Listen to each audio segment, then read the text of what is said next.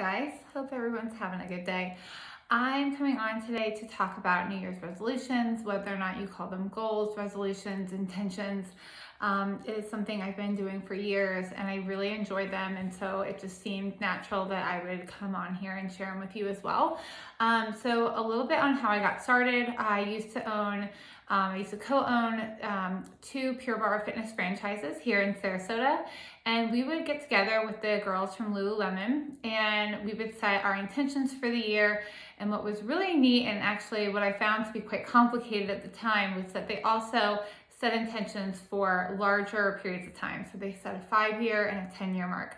At the time, you have to imagine this was like 8 years ago. I had no idea what I was going to be doing in 10 years. I had my first child and I thought life was great, and I just really didn't know where to take it. I completely understand now, being in a sales position, and really I've kind of just taken it to the next level, and that's why I want to share with you. So in years past, and I have saved all of mine from the years past, and I've turned my office upside down looking for them because I would share them if I could find them. I just put them on a simple postcard or my stationery. But this year, for you all and available on the blog, we have created a 2020 New Year intention. So it's kind of a guide if you're a beginner at this. And so it's got for the first year, and I did include a spot for the 5-year and 10-year.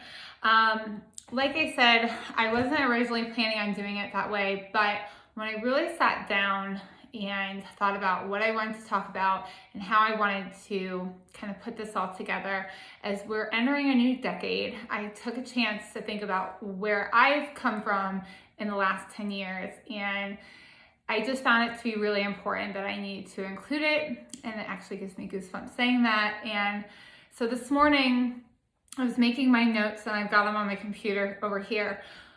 But to kind of go back to 10 years ago and where I was as a person, as a wife, is a totally different person than I am today. So without getting super personal, because a lot of these things I will share later on, but I want to be transparent, and that's what this has always been for me. So 10 years ago, 2009, you have to remember my husband was a home builder. Long before my real estate career, we were in the middle of a recession. To be quite honest, we were financially struggling, which obviously put struggles on our relationship. We were struggling with infertility. We had a miscarriage. My heart's like literally racing. And just really, all in all, just going through a really hard time. And so I think about that being 10 years ago and now today, and obviously there was a million things in between, both good and bad, but really focusing on some of those good things. Obviously I had 2 beautiful, healthy daughters. I have a great marriage. We live in a beautiful home. So again, going back to 10 years ago when we were financially struggling, overcoming a short sale, and to think of where we are today, I just think that things have come full circle, and it also makes you realize that things could change at any given moment. So that was one of the main reasons I wanted to include those 5-year and 10-year marks, because I do think it's very important to stay in the present, but it's also important to think about what it is and who you want to be at that 5 and 10 year. For me personally, for my 5-year, it's more of like let's call it a family goal. I'd like to be mortgage free at 5 years, and at 10 years, it's probably more of like a relationship goal and a family, gosh, Elle turns 9 tomorrow. She's gonna be off to college in 10 years. So what does my life look like as a couple, or what does our life look like as a couple 10 years from now? Hopefully we're doing a lot of traveling and enjoying ourselves as almost empty nesters, which I can't even begin to talk about that. But so going back to the present, sticking on track, I will be sharing exactly what is going on the 1-year mark. I think it's really important that I get that everyone probably has it in their head, I'd like to make X amount of money, I want to be debt free, but unless you put it on paper, to me it's a dream. So So you gotta write it down. You gotta keep it somewhere that's close by, which is why these are pretty. But literally, whether or not you use this, you put it on a postcard, get it somewhere where you can see it. Whether it's a drawer that you open every day, just make it somewhere where you can always look back to it.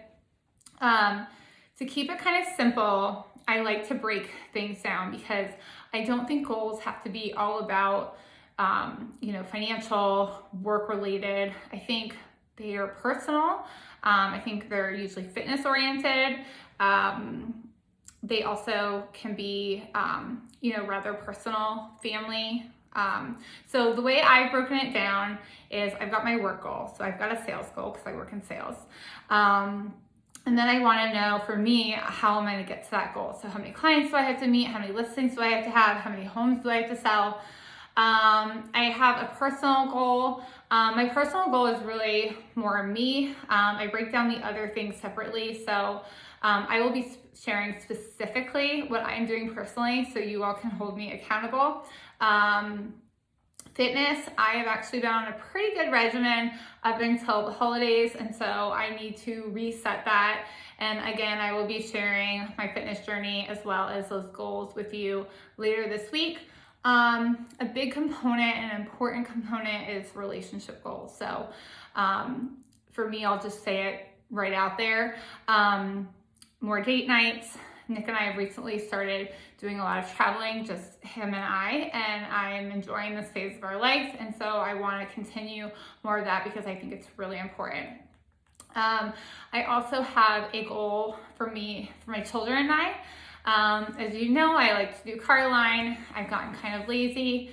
And so I want to, walk them to school because we can do that. And we're lucky to be able to do that. So that's just kind of how I break it down: work, personal, fitness, relationship, children. Obviously you can break it down any way that you want to. Something else that I found while doing a little bit of research as to how to put together these templates, I saw one where it had, I will try, I will learn, and I will travel. So even if you know there's a few places that you are going this year, or maybe wanting to go to, obviously that's a great place. I will try and I will learn. I mean, there's so many things I can learn this year, so I'll be taking up all 4 of those lines. So anyways, I highly encourage you to take advantage of the time that you maybe have off in the next 2 days and sit down and do this, whether you're doing it for yourself, for your work, for your relationship, whatever it may be. But even before you sit down and do it, take a look at what you've gone through either in the last year, 5 years, or 10 years as we enter this new decade, because I do think that no matter what your struggles have been, whether or not you had a hard last year or maybe the last 5 years was tough, there's got to be the positive somewhere in there. And I just encourage you to go back and see how far you've come. And I really enjoyed doing it this time. So anyways, hope you're having a great year, or hope you're having a good day, and Happy New Year.